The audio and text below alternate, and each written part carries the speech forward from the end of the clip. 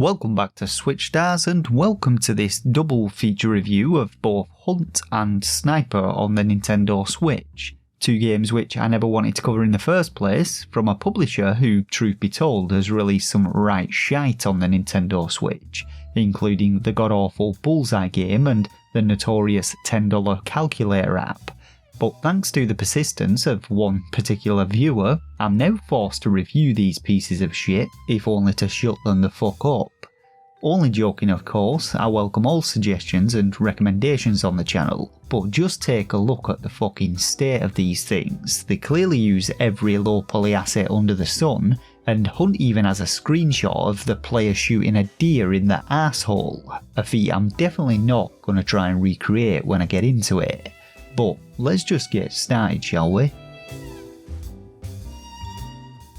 So first up I figured we'd check out Sniper because it looks to potentially be the better of the two, but that's like comparing cat's piss to dog's piss as you swirl each around in your mouth and try and pick out the notes like some kind of fucked up wine tasting experience. Right off the bat though, we get to customise our sniper rifle with a selection of snazzy colours, and of course I went with gold because why not, but hitting the A button was straight into the game without a whiff of an options menu, and we're given the objective to find and kill all of the enemy soldiers in the given time.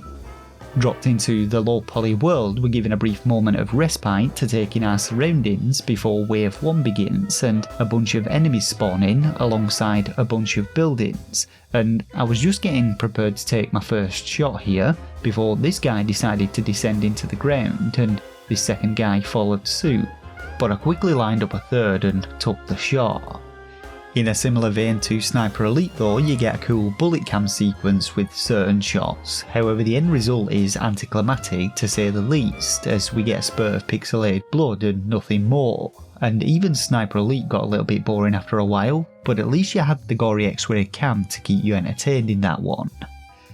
Repositioning to attain my next targets, I discovered that the enemies didn't really sink into the ground and it was in fact a dry riverbed, but I mopped up the rest of them with a few well placed shots. With wave 2 spawning in, I got a huge red beam of light indicating my next objective and I immediately spied some enemy troops far off in the distance.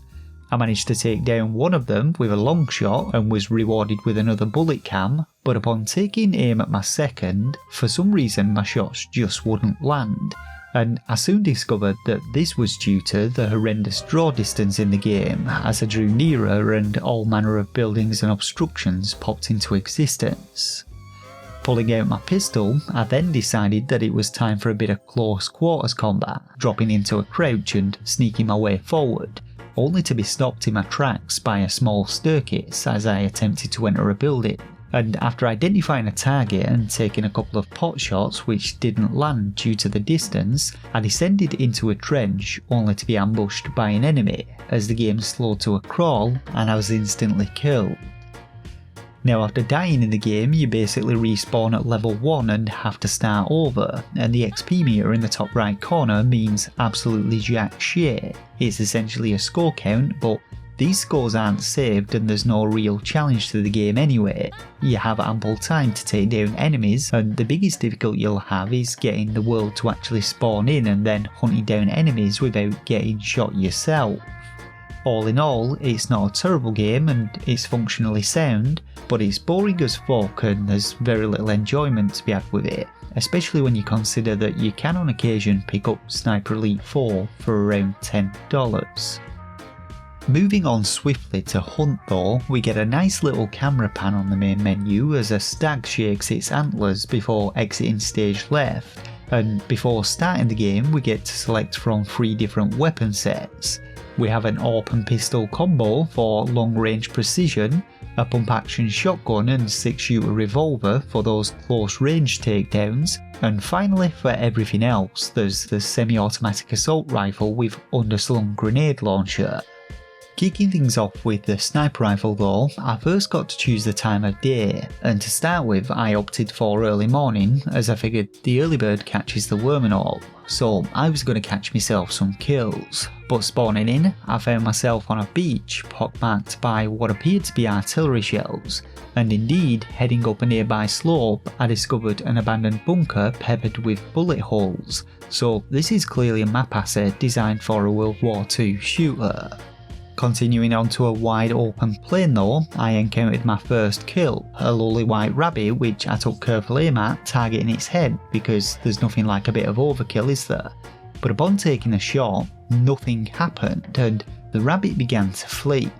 So it would appear as though the hitboxes in this one are absolutely fucking horrendous. And after several more attempts to take it down at a distance, I actually moved in close with my pistol but burned through several mags before I actually managed to take the little bastard out. After bagging up its body though, the sound of clopping hooves then drew my attention and I turned around to discover a white deer fleeing in terror.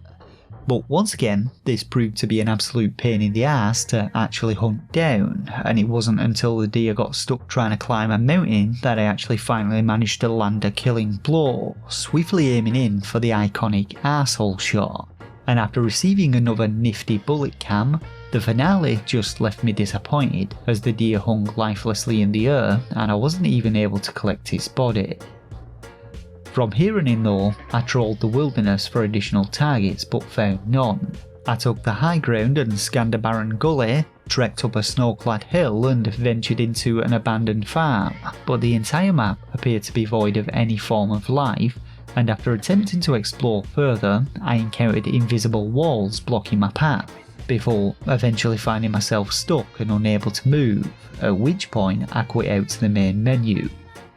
Now hunt number 2 was only marginally more successful, and this time round, arming myself with a shotgun and setting out at midday, I soon spied a deer grazing in the open. However, attempting to sneak up on it proved futile, as I discovered that crossing this shallow river was a no-go without using the provided footbridge, and upon drawing near, it began to flee, but I actually managed to pump some buckshot into it and secure the kill. I then blasted me a rabbit and chased around a boar for a while, which fucked off into the distance before once more returning, and the AI in this game is incredibly stupid as you can probably tell, but I also managed to take down an elk before once more trekking through the abandoned wilderness and finally falling underneath the map, which inevitably cut my hunt short again. My third and final hunt took place at midnight, and armed with an assault rifle, I ventured out into the darkness to score me some kills. However, my very first encounter saw me come face to face with a polar bear of all things, and they weren't bullshitting when they said that animals may attack and kill you, especially at night, as I shot round after round into the bastard, but I just couldn't down it before it charged towards me and killed me. Giving it one last shot, I began anew and this time round managed to bag me a fair few trophies. I snagged 2 elks, one of which ran for miles before bleeding out, evident by a trail of blood it left all across the beach. I scored 2 boars, 1 golden and 1 grey, and a tiny miniature moose which sprinted about like a maniac. But my killing spree finally came to a halt when a stray wolf appeared and savaged me to death. So that was that. Hunt over, time to head on home.